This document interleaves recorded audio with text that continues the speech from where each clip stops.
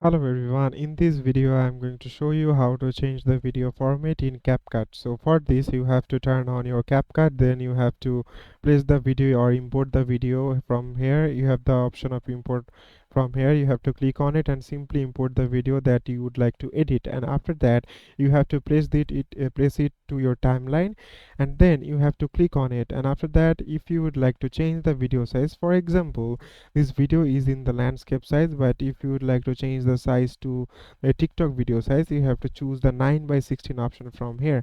And here you can see obviously there are so many dark spot or the dark space here, so you need to fill it up.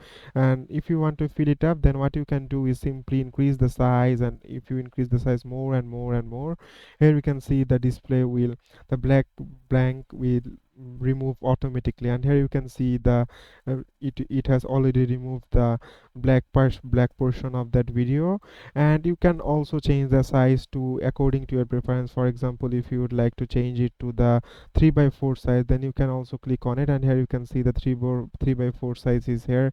And also there you will get more options for changing the video size. So you can easily change the video format as you want. So thank you very much for watching this video. It is as simple as that, guys.